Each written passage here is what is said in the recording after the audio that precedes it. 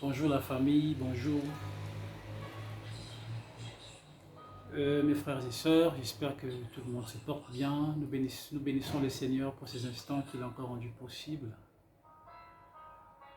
Je bénis le Seigneur pour la vie de tout un chacun, pour toutes ces personnes qui me soutiennent de la prière, toutes ces personnes qui me soutiennent de près tout comme de loin. Que le Seigneur vous bénisse davantage.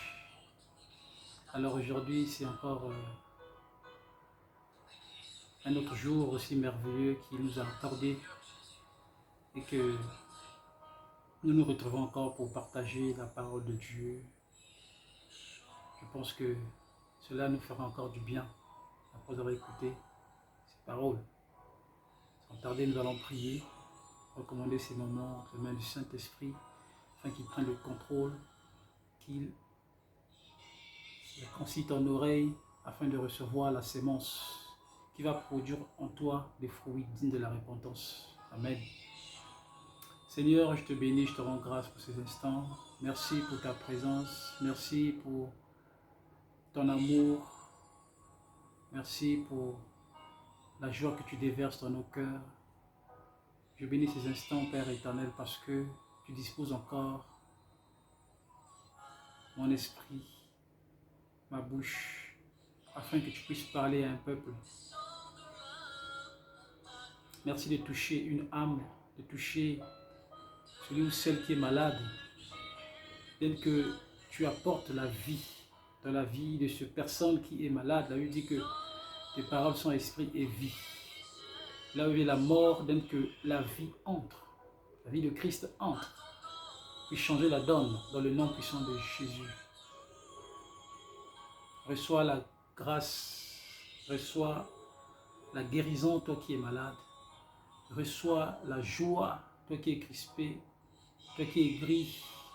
Reçois la guérison dans le nom puissant de Jésus. Et que ton âme soit guérie, que ton esprit soit guéri, que ton corps reçoive la guérison dans le nom de Jésus-Christ. Père, je me dispose à toi comme cet instrument qui est entre tes mains. Alors parle encore à ton peuple ce soir. Que ton nom soit béni. Dans le nom de Jésus-Christ. Amen. Alors sans tarder, nous allons prendre nos Bibles. On va partager un autre thème ce soir. Je pense que ça nous fera du bien encore. Donc on va prendre nos Bibles rapidement dans le livre d'Ecclésiaste. Ecclésiaste chapitre 7 à partir du verset 2. Ecclésiaste 7 à partir du verset 2. Mieux vaut aller dans une maison de deuil que d'aller dans une maison de festin, car c'est là la fin de tout homme. Et celui qui vit prend la chose à cœur. Celui qui vit prend la chose à cœur. Mieux vaut aller dans une maison de deuil que d'aller dans une maison de festin. Celui qui vit, qui constate ces événements, qui constate ce qui se passe dans les deux maisons, prend la chose à cœur. Amen. Bien que ce verset est souvent mal interprété, avec nos pasteurs qui prennent souvent ce verset pour présenter cela dans nos deuils que nous avons communément. Alors que ce verset ne nous parle que de Christ. Je nous ai dit que la Bible ne parle que de Christ. Donc il faut que celui qui prêche la parole, qui annonce l'évangile, arrive à ressortir la pensée de Christ qui est derrière les Écritures, qui est derrière la lettre. La Bible dit que la lettre tue, mais l'Esprit de l'Éternel vivifie. Donc cherchons à ressortir la pensée de Christ et non ta pensée, et non ta compréhension, et non tes recherches que tu as eu à faire avec YouTube, je ne sais pas, avec Google, pour nous donner des interprétations humaines ou pour nous donner euh, des pensées humaines. Ici, nous devions ressortir la pensée de Christ. C'est-à-dire quand nous lisons la parole de Dieu, quand nous parlons de sa part, la Bible dit que c'est poussé par l'Esprit que les hommes ont parlé de la part de Dieu. Donc quand le Saint-Esprit te pousse à parler de sa part, il ne te permettra point que tu puisses parler de toi ou de X ou Y. Il ne te parlera que de sa part. Donc il faut ressortir la pensée de Christ qui se cache derrière les Écritures, c'est-à-dire entre les lignes. Amen. Parce que la Bible, dans la Bible, nous devions retrouver Christ dans chaque verset, dans chaque chapitre, j'ai envie de dire. Christ s'y cache. C'est comme si on avait pris un agneau qu'on a coupé en 1000 morceaux et on a dispatché dans plusieurs chapitres de la Bible, de la Genèse à l'Apocalypse. On ne parle que de Christ. Donc, toi prédicateur, toi enseignant de la parole, toi homme de Dieu, toi ancien,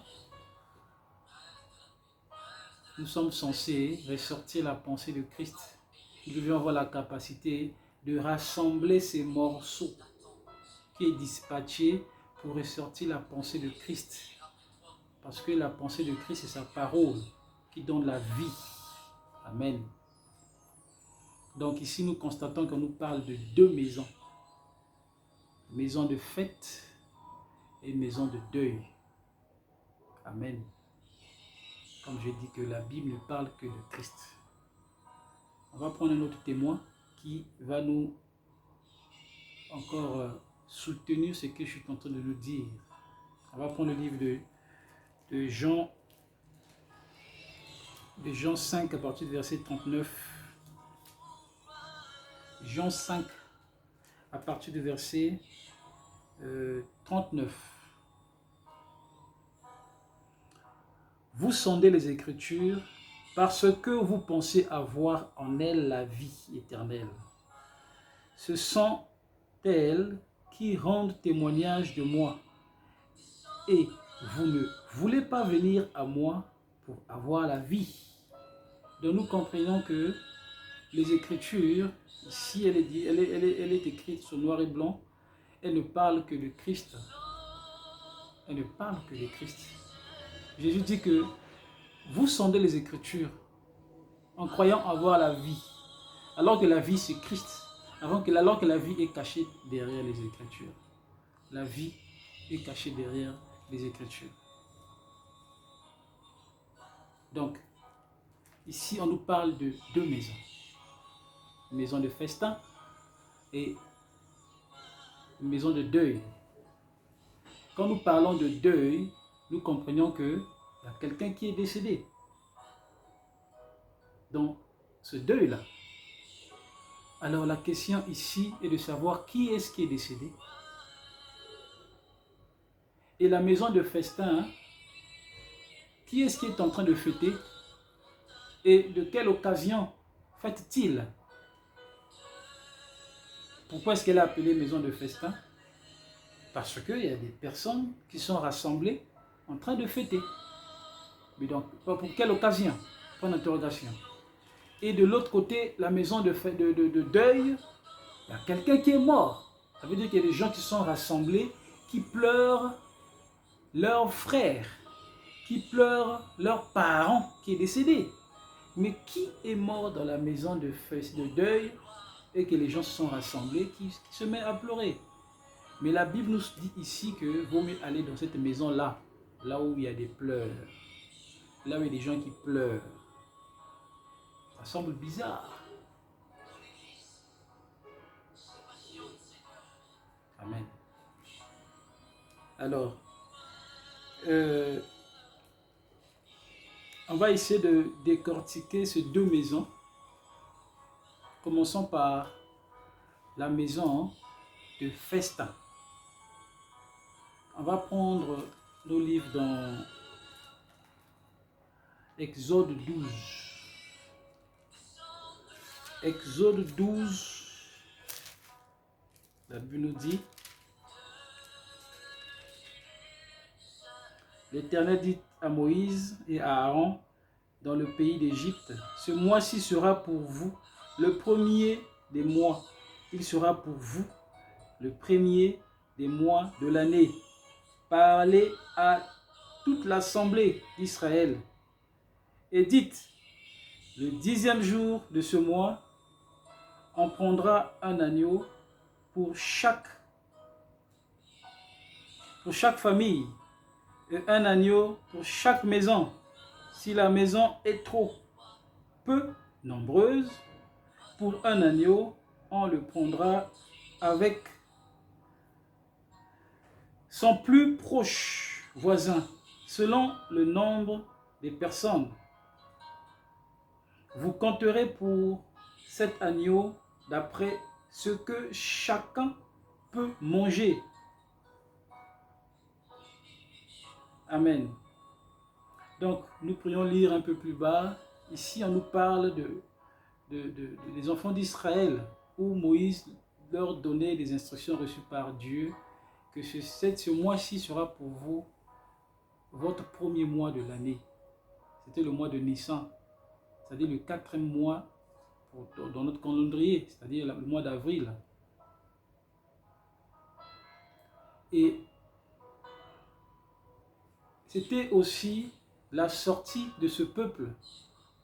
Donc eux, ils étaient en train de préparer une fête parce qu'ils étaient en train de sortir de leur captivité. Et Dieu leur a donné des instructions que vous devrez prendre un agneau, tuer un agneau et manger. Et Dieu leur a donné des instructions. Comment est-ce que cet agneau devait être mangé? Avec les herbes amères, avec le pain sans levain, avec leur bâton à la main. Et cet agneau qui devrait être préparé devait être cuite de façon rôtie, pas à demi-cuite ou de façon bouillie. Non, Dieu pouvait leur dire de le manger à rôti. Et il ne devrait rien rester. Il fallait tout manger. Donc il fallait le manger à la hâte parce qu'ils devraient sortir pour le désert. Ils sortaient de leur captivité. Donc ils étaient en fête. Pour eux, c'était une grande fête. Ils ont passé 400 ans de captivité et voilà qu'aujourd'hui, tout le monde savait qu'ils devraient sortir de là, de cette captivité. Donc pour eux, c'était une fête. Voilà la maison de fête. Donc la maison de fête, c'est là où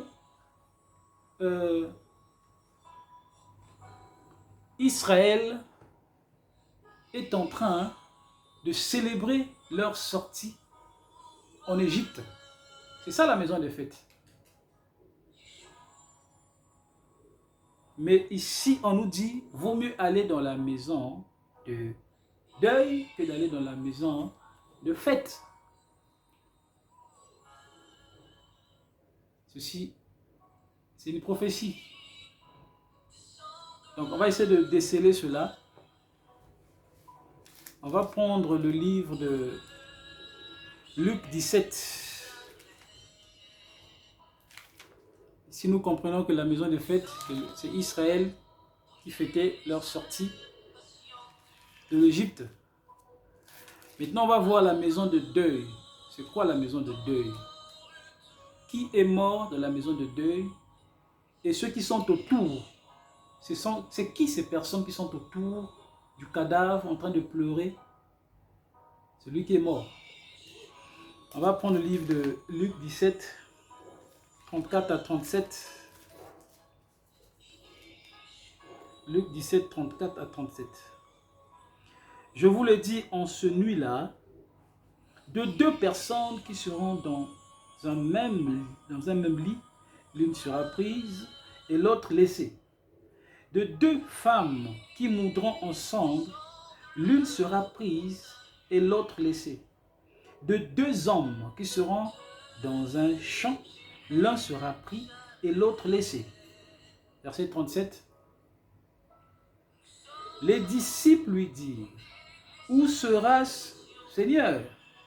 Et il répondit, où sera le corps? Là s'assembleront des aigles. Ah. Le Seigneur répondit pour dire que là où sera le corps, c'est là où vont s'assembler des aigles. Ah, nous comprenons que dans la maison de deuil, il y a un mort qui est là et tout autour, il y a des aigles qui se sont assemblés. Mais que font-ils? On va encore lire une autre écriture. On va prendre notre témoin. Amen. On va prendre notre témoin. Excusez-moi. On va prendre le livre de Job. On va prendre le livre de Job 39, 32 à 33. Job 39, chapitre 39, versets 32 à 33. De là, il épie sa proie, il plonge au loin les regards.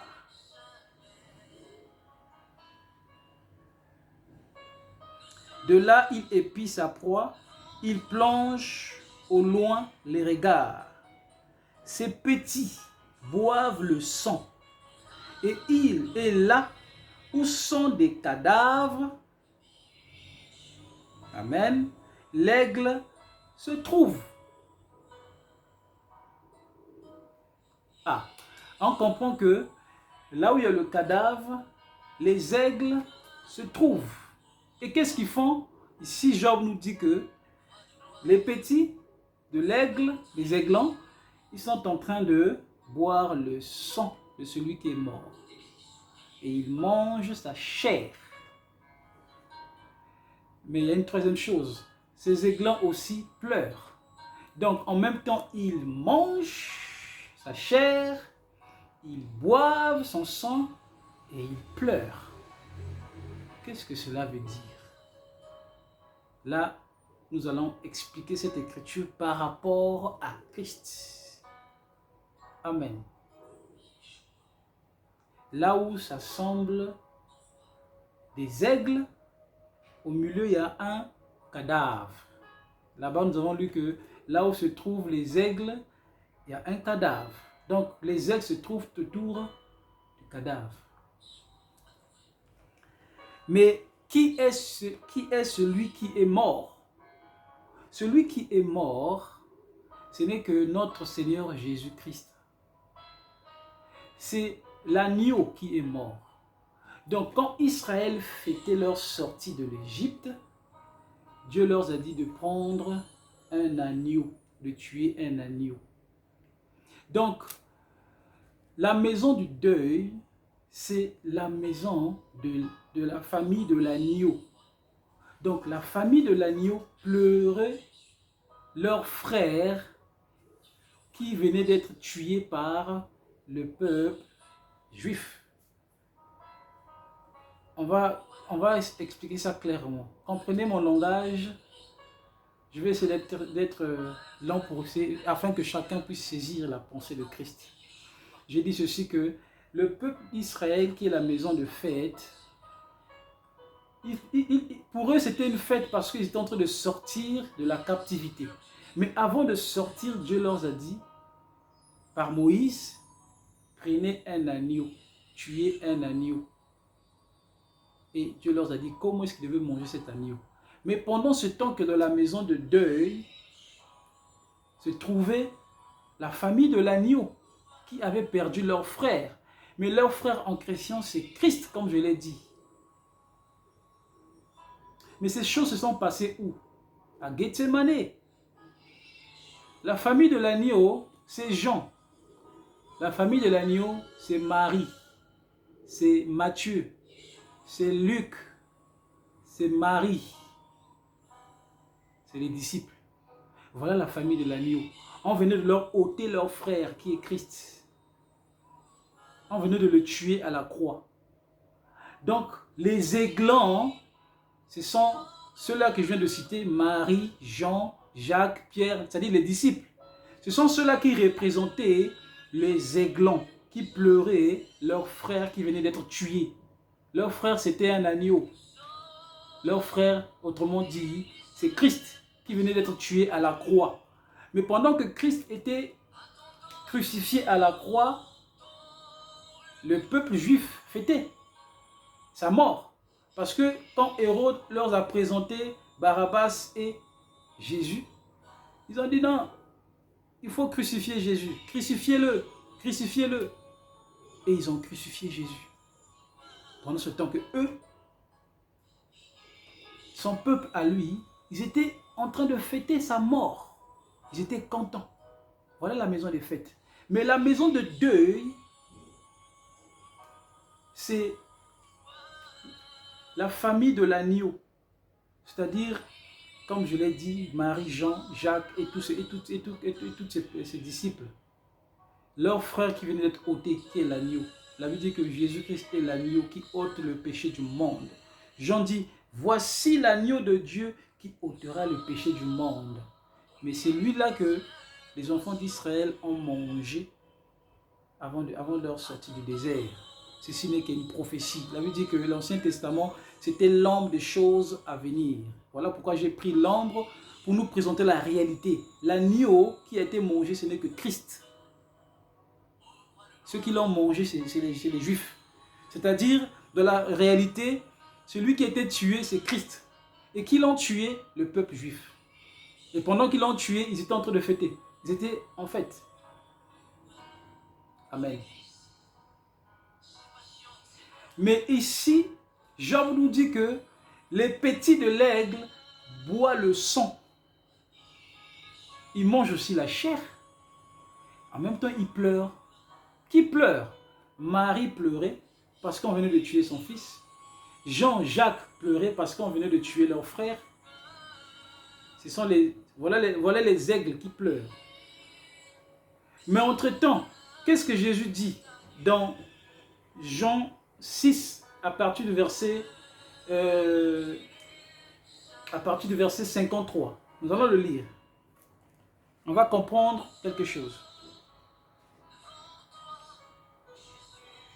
Jean 6 à partir du verset 53.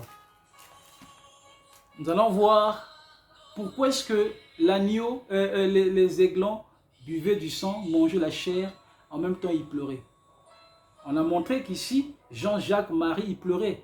Ça, c'est les aiglons qui pleurent. Mais on nous dit aussi que les aiglons buvaient du sang.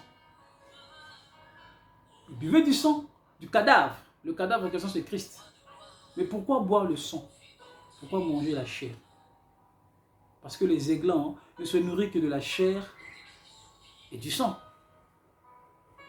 On va le lire dans Jean 6, verset 53. Jean 6, verset 53. La Bible nous dit ceci.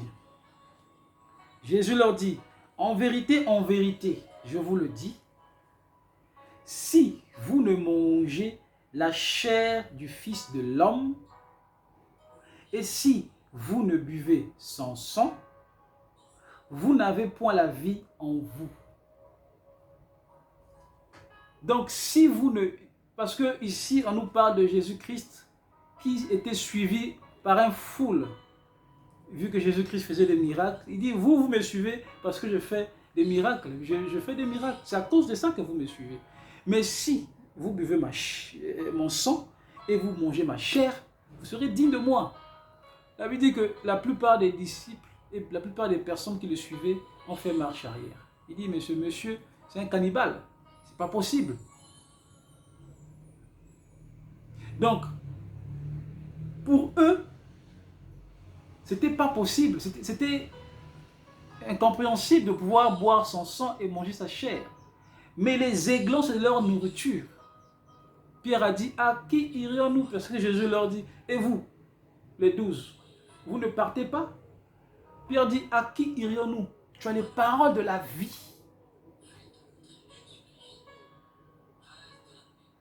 Donc, je poursuis. Celui qui mange ma chair et qui boit mon sang demeure en moi et je demeure en lui. Comme le Père qui est vivant m'a envoyé et que je vis par le Père. Ainsi, celui qui me mange vivra par moi. Donc, nous comprenons que, il dit que, verset 55, car ma chair est vraiment une nourriture et mon sang est vraiment un breuvage. Parce que son sang donne la vie. La vie de tout homme est dans son sang. Christ a versé son sang à la croix afin que nous recevions la vie. Parce qu'autrefois, on était mort. Autrefois, on avait perdu cette autorité qu'on avait depuis le jardin. Mais Christ vient pour restaurer toutes choses. Il dit, si vous mangez ma chair, vous buvez mon sang, vous recevrez la vie. Parce que l'homme était mort. Donc Christ revient pour restaurer l'homme qui était mort dans son esprit. Donc pour restaurer cela, il fallait que l'homme puisse manger sa chair et boire son sang. C'est-à-dire celui qui reçoit Christ en lui a la vie. Désormais, le diable n'a plus l'autorité sur toi parce que tu es collé à Christ. Tu es en Christ. Tu as la vie de Christ en soi. Mais dans le jardin, souvenons-nous que dans le jardin, l'homme avait perdu l'autorité qu'il avait. Mais comment? On va le lire dans Genèse 3. Genèse 3, 14. Je ne vais pas rester longtemps aujourd'hui. Je ne vais pas durer. Méditons. Genèse 3, verset 14. L'Éternel dit au serpent, puisque tu as fait cela, tu seras maudit entre tout le bétail et entre tous les animaux des champs. Tu mangeras sur ton ventre, tu marcheras sur ton ventre et tu mangeras de la poussière tous les jours de ta vie. Là, le Seigneur donne la sentence au serpent parce que le serpent venait de séduire la femme, pas l'homme, la femme. Mais Genèse 3, 19 nous dit quoi? C'est à la sueur de ton visage que tu mangeras du pain, jusqu'à ce que tu retournes dans la poussière d'où tu as été pris. Car tu es poussière et tu retourneras dans la poussière. Voilà là où l'homme avait perdu son autorité. Ça veut dire que le diable avait désormais l'autorité sur l'homme. On vient de le lire. Dieu a dit au serpent, tu mangeras de la poussière toute ta vie. Et au verset 19 de Genèse 3, on dit à l'homme, tu es poussière, tu retourneras poussière. Ça veut dire que toi qui es poussière, c'est-à-dire l'homme qui est poussière, désormais le diable a l'autorité sur toi. Voilà ce que le diable est en train de revendiquer ces choses, est en train de revendiquer l'autorité ou le pouvoir qu'il avait sur l'homme. Dans Luc 4, on va finir par là. Dans Luc 4, à partir du verset, je pense, 5. Le diable l'ayant élevé lui montra en un instant pour tout le royaume de la terre. Et lui dit, je te donnerai toute cette puissance et la gloire de ces royaumes, car elle m'a été donnée et je le donne à qui je veux. Le diable dit que ceci, le monde-ci m'a été donné. Donc il avait reçu le pouvoir sur le monde et sur l'homme. Est-ce que le diable avait menti? Non, au moins il avait dit la vérité. Parce que dans le jardin, quand l'homme a péché, Dieu a dit, toi serpent, tu marcheras sur ton ventre. Tu vas ramper sur ton ventre. C'est-à-dire, il va ramper sur la poussière. Il aura l'autorité sur la poussière qui est l'homme. Donc le diable aura l'autorité sur lui. Et que l'homme, toi qui es poussière, tu retourneras poussière. Le diable avait dit la vérité. Donc comme l'homme avait perdu, alors que Dieu, Jésus-Christ, il revient pour restaurer toutes choses. Donc, comprenons que l'histoire de la Bible nous parle que d'un homme avec sa femme. C'est-à-dire, là je suis tenté de résumer la Bible. La Bible nous dit que, j'allais dire que l'histoire de la Bible nous parle d'un homme avec sa femme. C'est-à-dire, l'homme en question a quitté son trône dans le but de venir sur sa femme pour lui donner la sémence.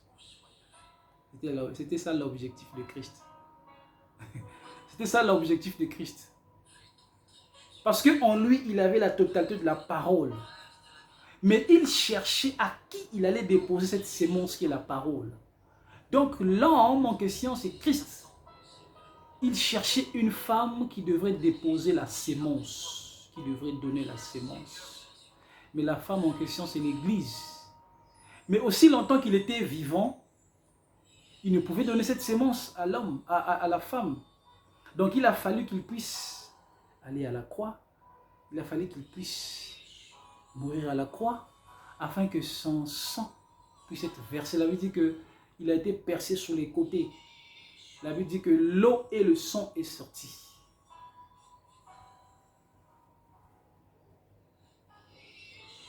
L'eau et le sang est sorti, est tombé sur la terre, est tombé sur la poussière.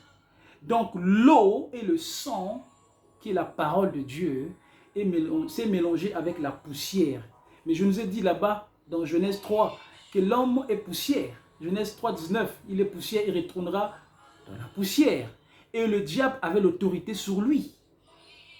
Parce qu'il était poussière. Le diable, Dieu lui a dit que tu mangeras de la poussière toute ta vie. Donc, ça veut dire que tu as l'autorité sur l'homme. Ça dit, 1, tu as l'autorité sur l'homme. 2, tu as le droit de le manger. Donc, quand le sorcier arrive à te manger, ça veut dire qu'en toi, tu n'as pas la vie de Christ en toi. Tu n'es que poussière. Ce n'est que normal que le diable te mange. Tu n'as pas la vie de Christ en toi. Tu n'es que poussière.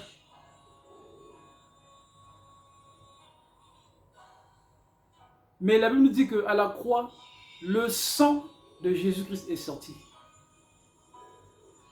Et cette sang est tombé sur la terre, qui est une poussière. Désormais, le sang mélangé avec la poussière, là, le diable n'a plus le droit de te bouffer. Parce que la nourriture qui lui a été donnée, ce n'était que la poussière simple.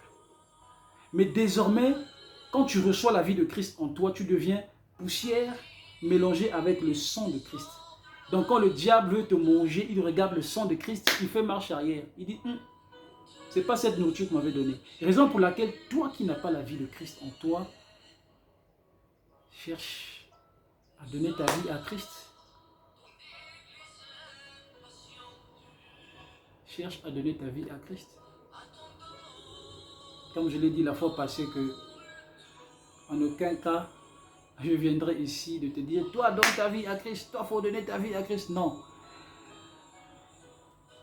La personne pour donner sa vie à Christ, il doit entendre la sémence, il doit recevoir la sémence, il doit prêter son oreille, il doit accepter cet évangile, il doit accepter la parole, il doit se laisser brûler par le soleil. La Bible dit que le soleil c'est Jésus, le soleil de la justice. Il doit accepter la lumière qui est le soleil. Donc tu dois te laisser brûler par le soleil, calciner par le soleil. C'est celui-là qui reçoit la lumière venant du soleil, qui n'est que la parole de Dieu. Quand tu le reçois en toi, elle doit te calciner, elle doit te changer. Là, désormais, le diable n'a plus l'autorité sur toi. Raison pour laquelle je m'oppose à ce message où on nous prêche dans nos assemblées pour dire qu'on invoque le sang de Jésus. Demain, vous invoquez le sang de Jésus. Dimanche prochain, là, vous venez invoquer le sang.